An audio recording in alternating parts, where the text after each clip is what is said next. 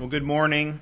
We have worked very hard over the last 4 years to overcome a lot of obstacles that the federal government has put in our way across a wide variety of issues.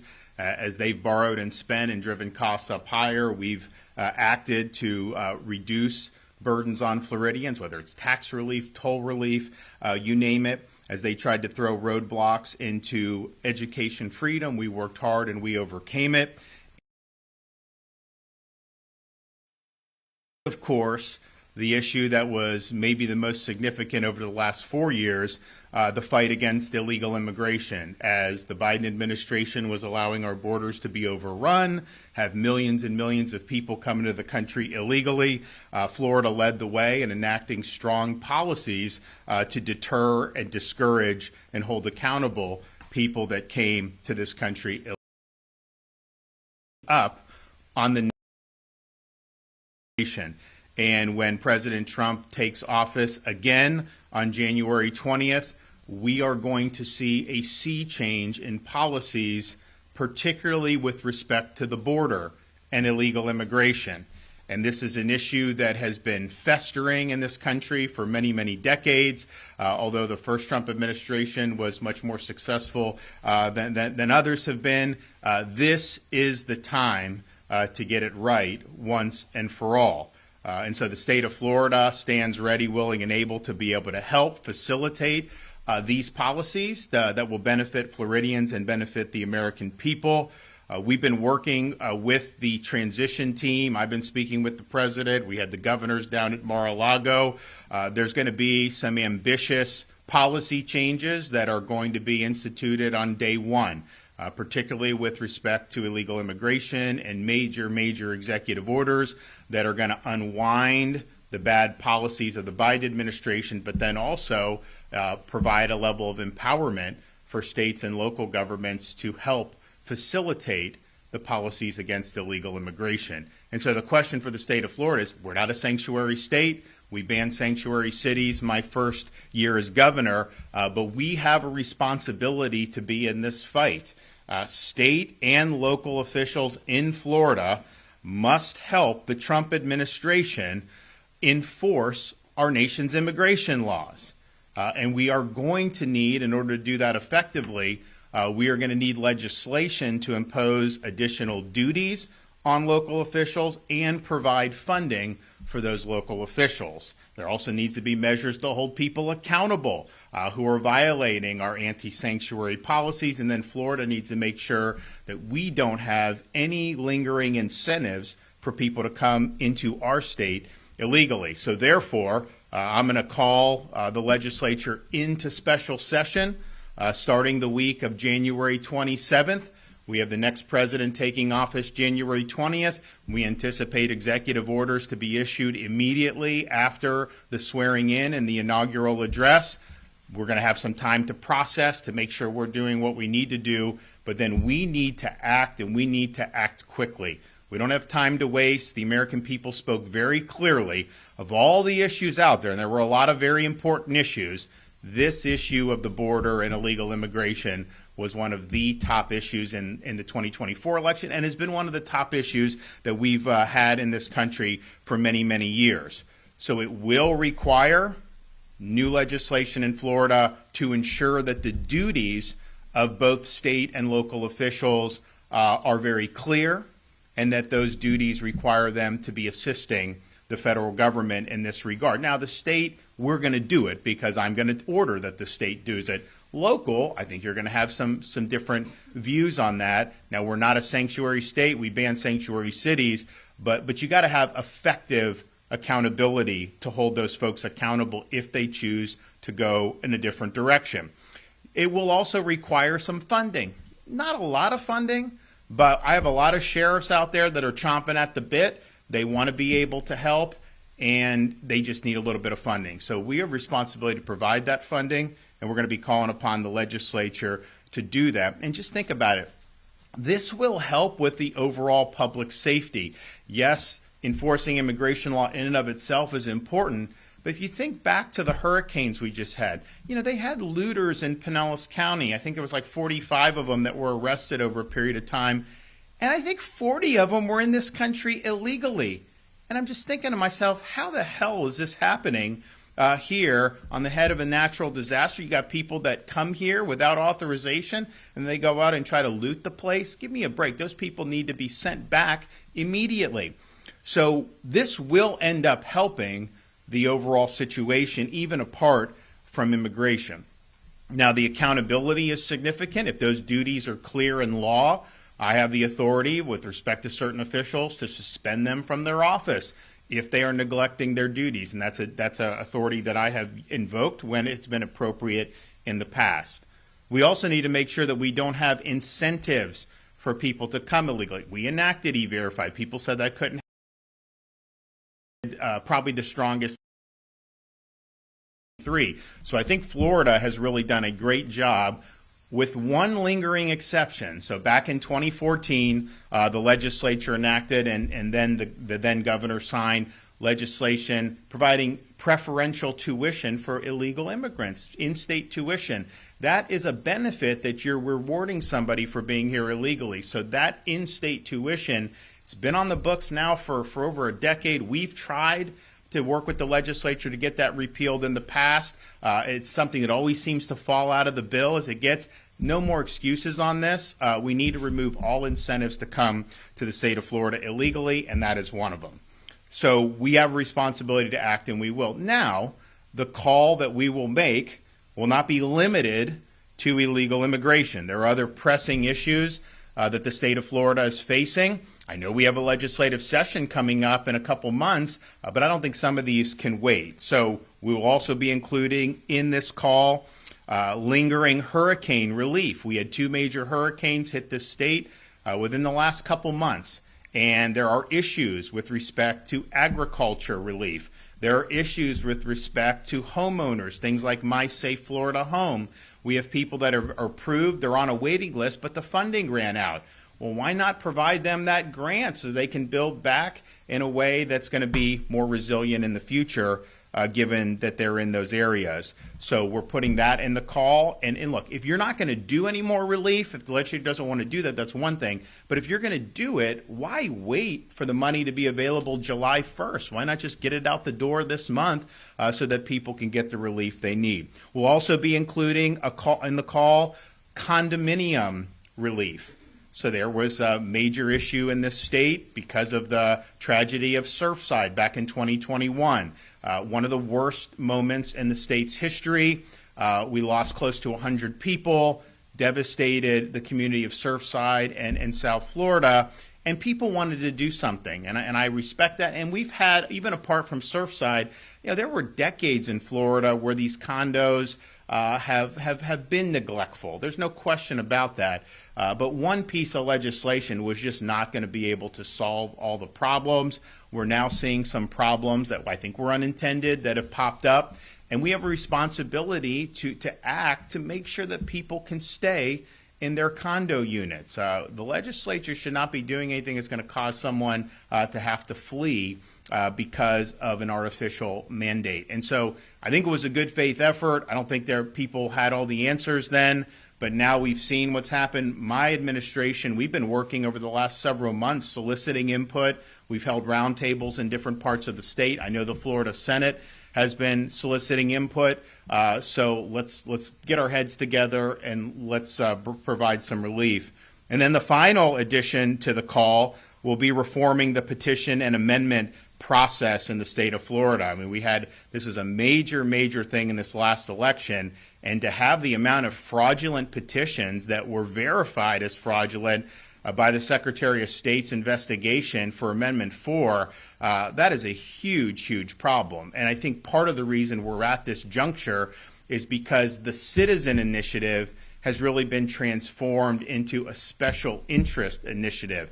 And it's basically major, well-funded interest. They will pay people to gather petitions, and they'll pay them. And so these people have admitted, some of them have admitted to doing fraudulent petitions. And so that we need election integrity across the board. It can't just be, yes, obviously, if you're going to cast your ballot, you need ID, you need paper ballots, all that.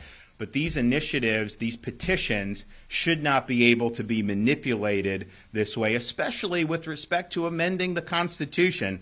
Our Constitution should not be for sale to the highest bidder.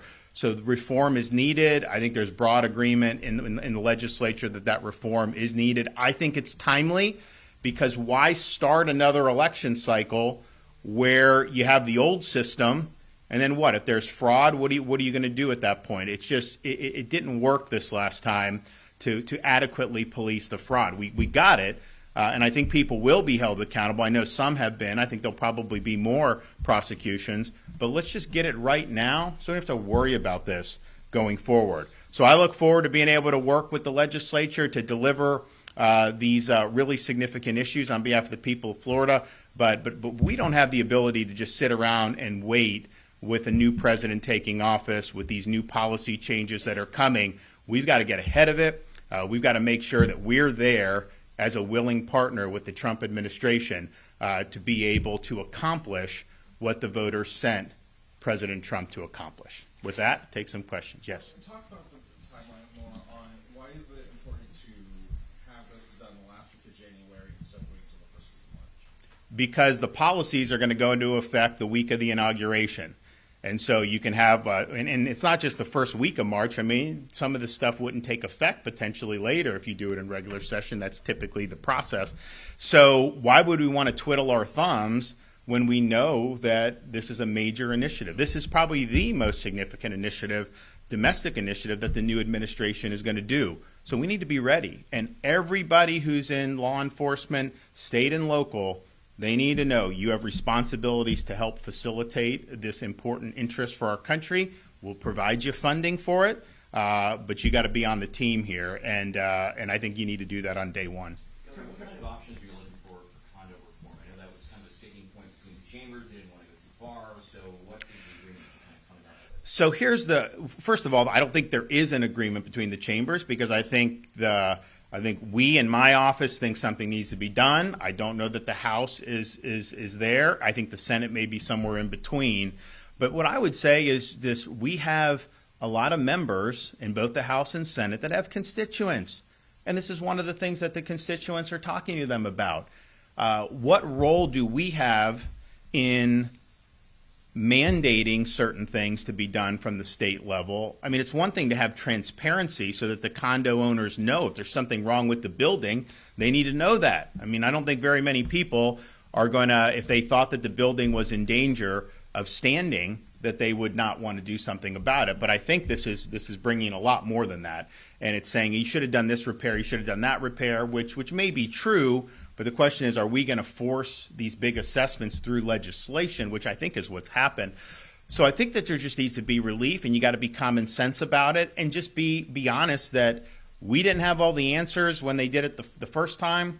Honestly, we still don't have all the answers, even with Surfside. But let's just make sure that we're not leading people to be forced out of their units. And so there's different things you can do with deadlines. You can have the locals take responsibility for ensuring some. There's a whole bunch of different things that have been put out there.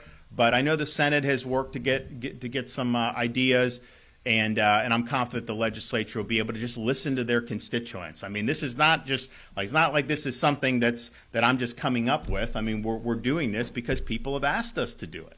How much a petition initiative reform? Sure. I don't know how much specifics you may have already at this point in time, but a couple things. First off, I heard there was a concern about getting something on the board before somebody launches another one, and that they. Right. I mean, so if we're going to do this, then we should just have the cycle go under one set of rules. Why would you want to have part of the cycle under one set of rules and then another under a different set? So it just makes sense, whatever you're going to do it sooner rather than later. But as a quick follow-up, are you looking at you maybe going to voters and raising the threshold again? So for this special session, this will be legislative reforms. We're not going to put anything on the ballot. There may be things that would be appropriate to do, but as you know, that's not going to happen until the fall of 2026. So that would not necessarily be time sensitive in a way to justify special session. So this is going to be legislative reform. So one thing we're going to do is we've worked very hard on verifying signatures and ID for absentee ballots. Yet on these petitions, it's a much more lax process. Well, we want to have the same thing a similar thing where you can send in a petition verified with your ID like you would an absentee ballot. If you want to have someone do it on the street and maybe someone notarizes it so we know. So there are things to ensure the integrity of those signatures, and that would apply to candidate petitions as well. You know, it's kind of been just something that we haven't really talked about with candidate petitions, but these candidates go out and get these signatures, and they're not all valid either. And so the process we have now clearly failed in this last cycle, and the analysis that was done, and obviously there was a case that was filed, was that if you extrapolate, that it may not have even had the threshold necessary to qualify for the ballot. There's some dispute about that, but the fact that we're even having that is a huge problem. So making sure that these signatures are verified either through the mail or if someone's bringing it in person is really, really significant. But that wouldn't only apply to the amendments. That would apply to candidate petitions as well. So I think that's something that's really, really significant. The other thing is this has been true every election cycle. 2018, I remember I'm running for governor, and I'd have people come up to me, really, really involved people in our process, political process, and they'd be like, can you help me with these amendments? I don't understand how it's written. What does this do? What does this do? And I'm just thinking to myself, is that the way we really want to govern, where it's whoever can write the most clever language to try to get people to do one or the other? And we saw that on this most recent election. Some of the amendments were written in ways that people that were actually on a policy matter opposed to it, they thought somehow that it was good. And so you had to do all this. So from a statement perspective, other rights, and having that so the voter has more information on the ballot, I think is something that would make a lot of sense. Also, the role of the Supreme Court in looking at these summaries, because, the summary, you read the summary on the marijuana one, and look, I mean, it's over, it failed, but that summary would not have told you about the liability protection that they got in the Constitution. And so you have the constitutional text, then you have the summary with the marijuana, and the reality is if you only read the summary, it did not give you the full impact of what that is. So I think there's a lot of things in that, but it'll all be legislative. There's not going to be any change to the Constitution proposed in a special session. I don't know if there's going to be anything that ends up on the ballot. I know some people have asked to do it. I have not necessarily come down one way or another because I think those things are difficult, but that would be something the legislature could mint if they wanted to and have it available for 2026. I think they probably could call a special election. I think they would need a pretty high threshold to be able to do that. What is it?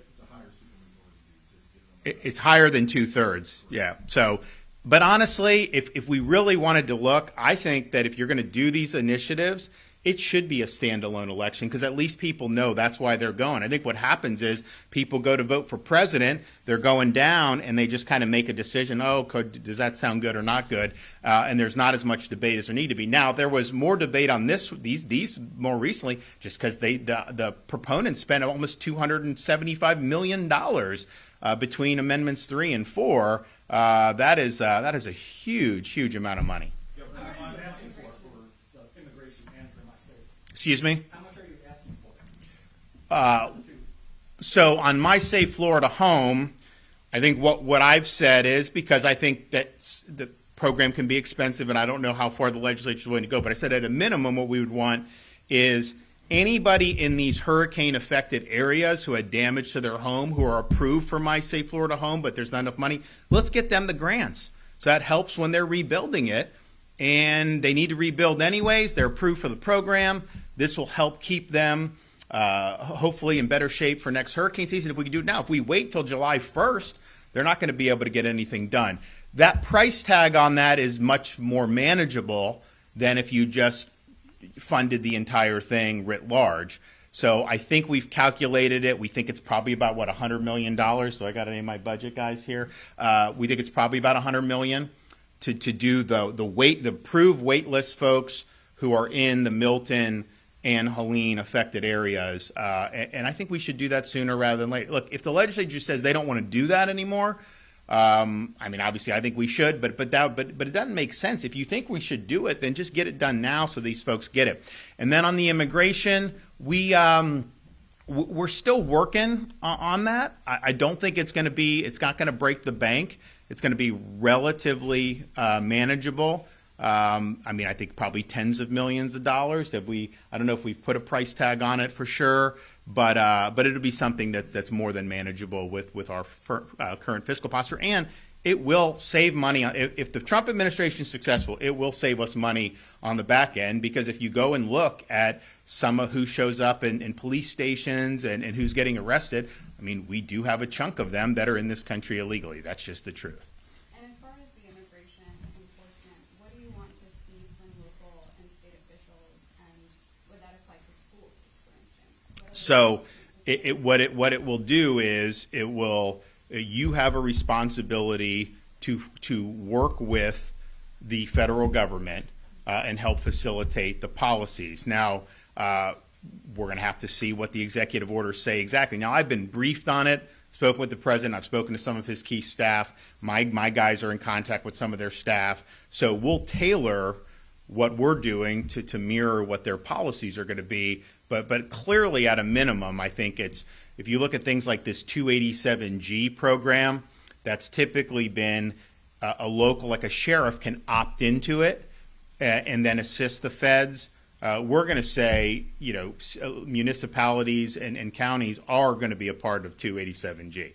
That's going to be a duty imposed by the state. We will, of course, fund it, because we can't do unfunded mandates. But people can count on participating in the 287G program. And I think what they're going to do with the Trump administration, I think this is going to be more robust application of 287G than we've probably seen. So that'll be good. It'll be something that I think will make a meaningful difference. Now, when we did the sanctuary city ban my first year as governor, it was fine.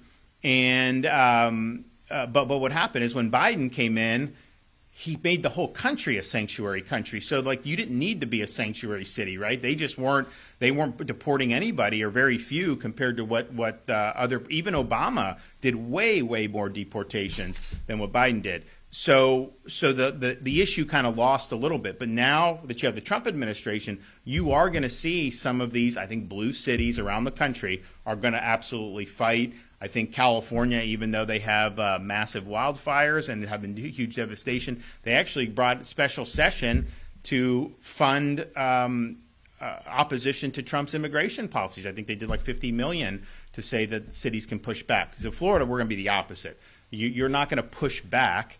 The federal government has the responsibility to do this, and in order for them to be successful, I do think it's going to require cooperation from state and local. I don't need legislation for the state. I'm just going to tell them to do it. Some of the funding we may need, but honestly, I don't even know that we need that much funding from the state. And the locals are going to need some funding, and I do think they're going to need some legislative prescription. Governor, two things. On the in-state tuition, if I heard you correctly, you say you want that to end immediately. The Senate President was talking about perhaps phasing that out, and then the immigration enforcement money. Would any of that go to extra detention? Yeah. Sure. So, and again, this is going to be something that we're going to work with the administration on. What facilities are they going to use for detention? I mean, for example, we work with the Coast Guard to stop the boats, right? And if you stop the boat in the water, they're allowed to just be turned back to Haiti or wherever they're coming from. But if they make it ashore, then all of a sudden it's just this elaborate process. So why not just have something detained, do it, and do it very quickly? I think the feds will probably be leading on that. I think they'll probably use their resources, would be my guess. But if there's things that we can do to be helpful on that, we want to be helpful on that for sure. Governor, do you envision, when it comes to immigration, utilizing the Florida National Guard or the State Guard to kind of support in-state missions? It could. It depends on the demand signal. I'm very confident that we would have very, very positive results from both the National Guard and the State Guard. You remember when I proposed re-upping the State Guard, because it wasn't like we just created this. We used to have a State Guard in the state of Florida. So we wanted to reconstitute it, and how that was characterized was a total joke, acting like this is going to be some type of threat to the state. These guys have gone out. I mean, when Helene hit, we had a lot of resources staged in Florida. Fortunately, we did not need to do massive search and rescue compared to what a lot of people thought would need to be done. And so 24 hours into it, 36 hours into it, we had resources. Then you had Western North Carolina. You had parts of Georgia. So we sent to Western North Carolina. So you actually had the Florida State Guard effectuating rescues in Western North Carolina in ways that were really, really impactful. They did a whole bunch of stuff in Milton as well. So these guys have done really, really good. It's been a great asset for the state of Florida, and we will use either as appropriate.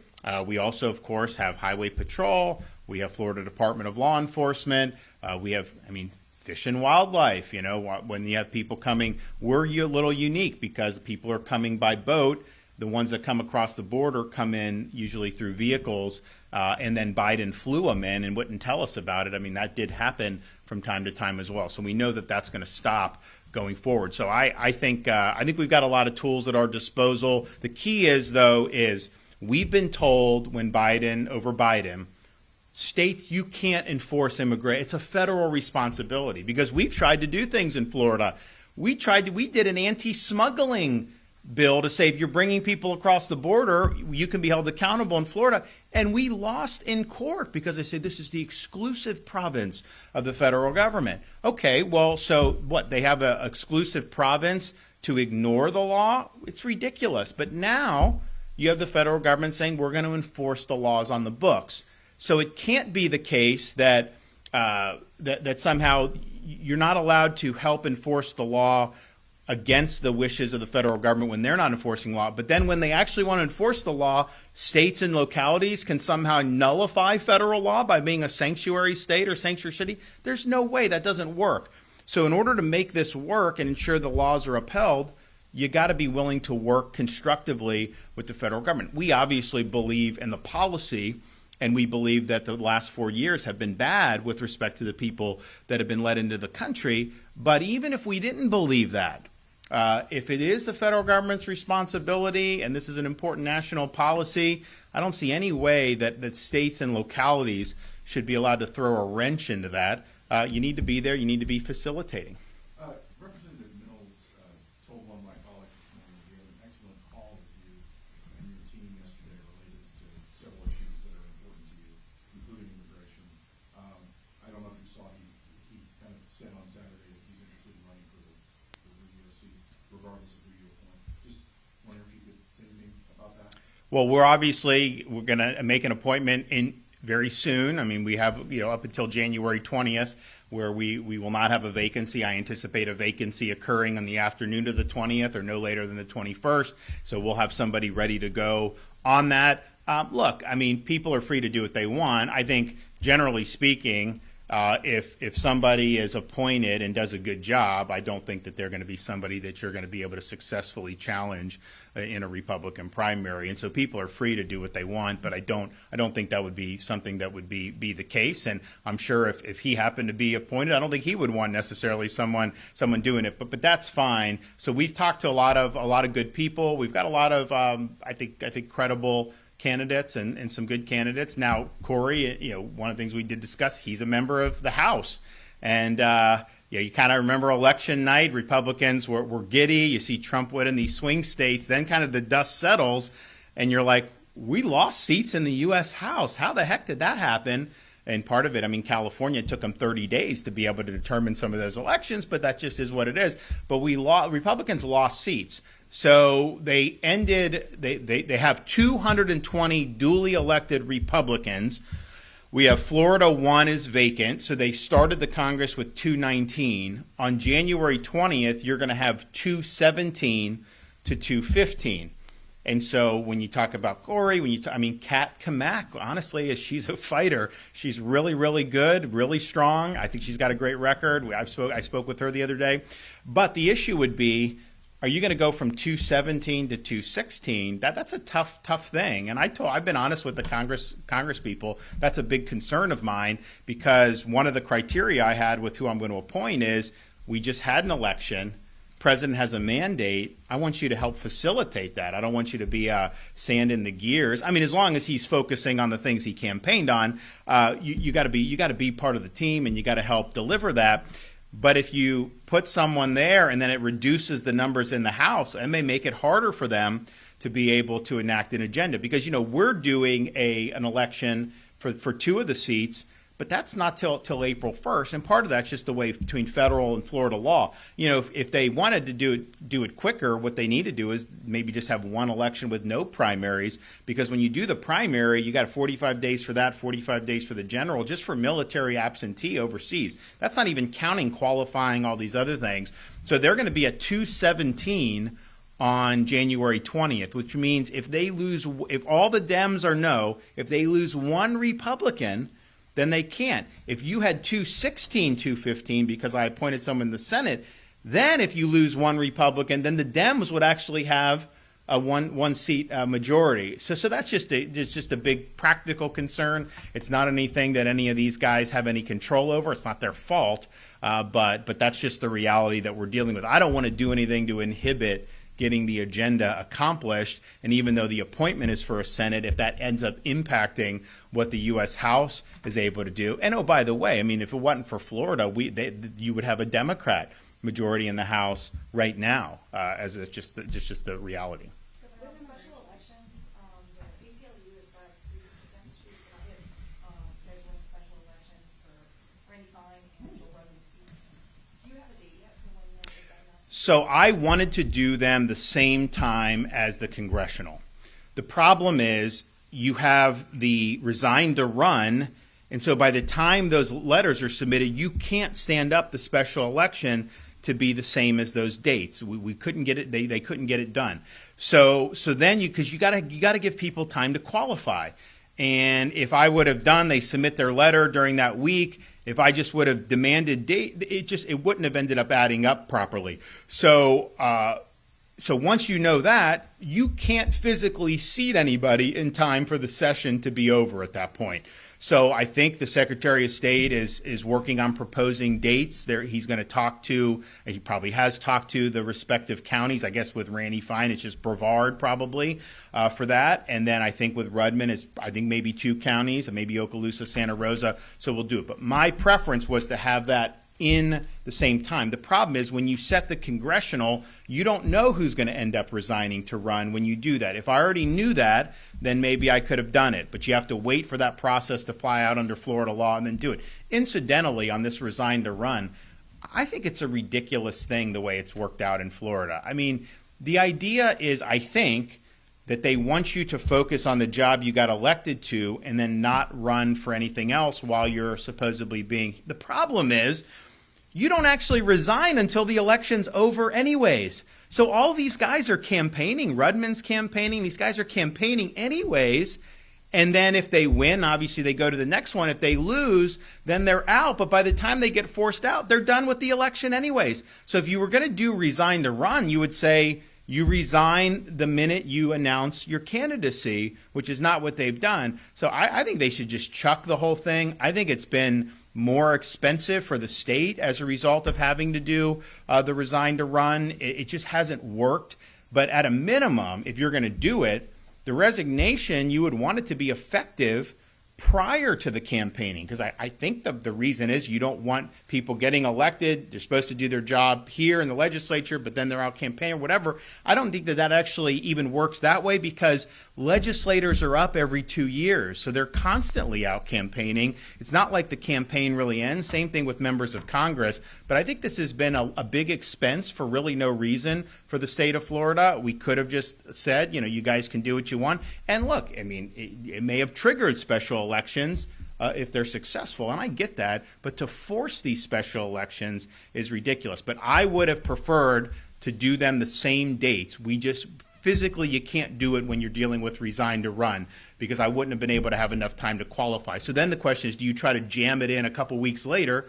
The session's going to be over at that point. So we've said, give us the dates that you want. I know Court is going to recommend some stuff, and we'll do it. But my preference would have been to do it the same time. It just, resign to run doesn't work that way. And with immigration, immigrants make up a major source of workforce for industries like hospitality and tourism.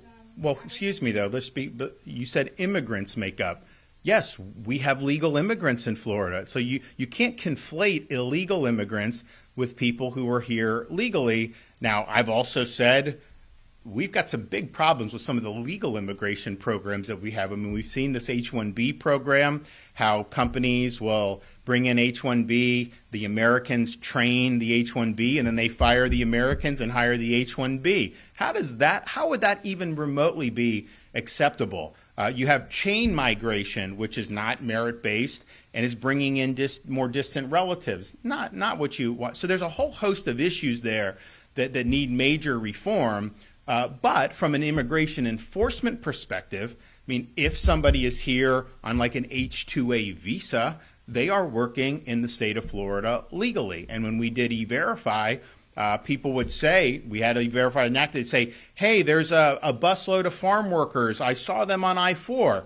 And people assume they're illegal. And then FDLE looks, they all had the H-2A visas. And so there's no enforcement if somebody is here on valid reasons. Now, it doesn't prevent us or Congress and people like me from just using my platform to say, hey, you may need to look at how we're doing legal immigration in this country, because it's not America first the way it's going.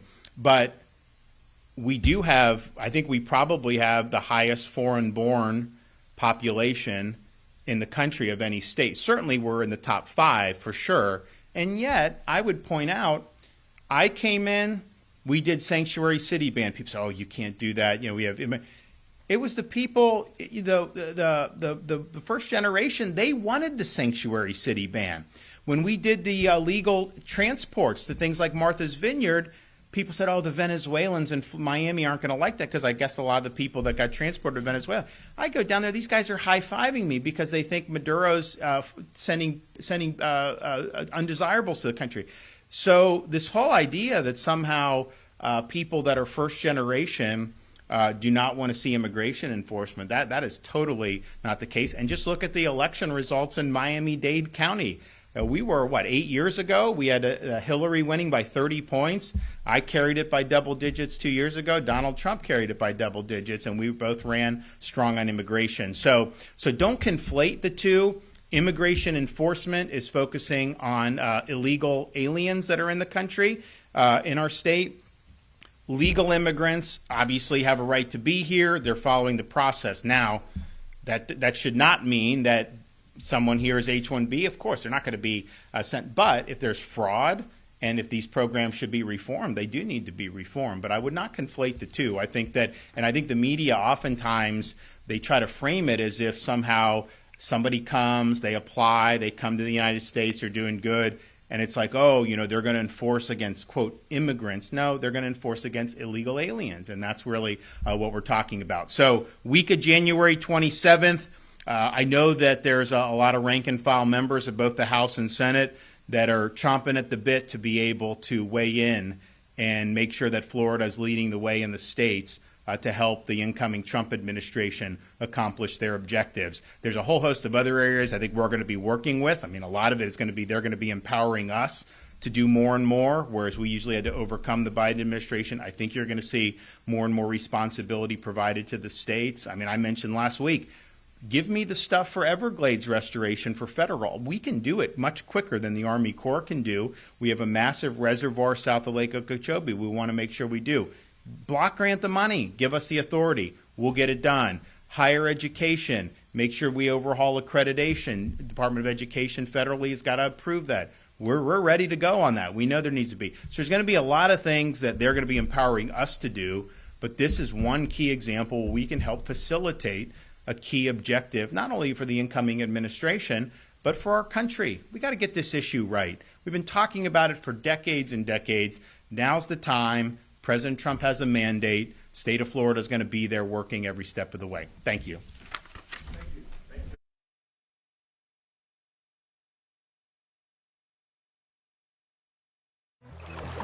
You are watching the Florida Channel, a public service made possible by the Florida Legislature, WFSU-TV, and Florida State University.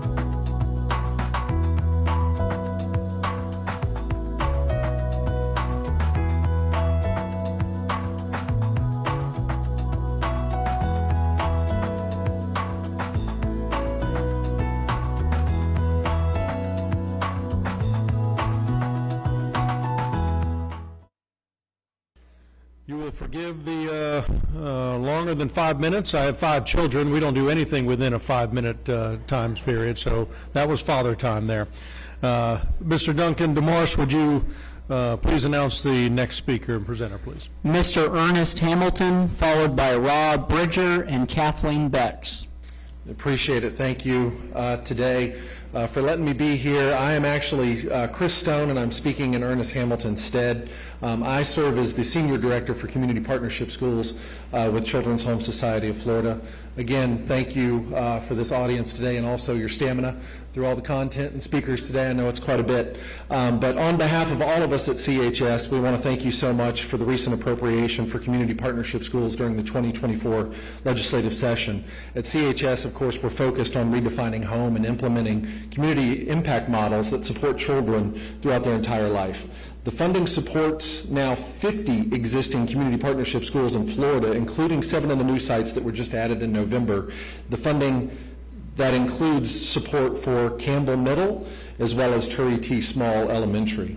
The model, the community partnership school model, pulls together 4 core partners, of course, the Volusia County Schools, the nonprofit partners such as Children's Home Society, Halifax Health, and Daytona State College. These partners have come together to make a long-term commitment and investment to the students and families of the community that starts with a 25-year MOU. We know many of our students and schools need to become more than just a place to learn, but a hub that serves as a resource for our students, their parents, and community members for expanded learning and addressing the needs to access health care, including mental health services. We are proud of the impact we're having on students in these schools by removing their barriers to education. Positive impacts include higher test scores, less disciplinary referrals, greater teacher retention, and stronger parent engagement.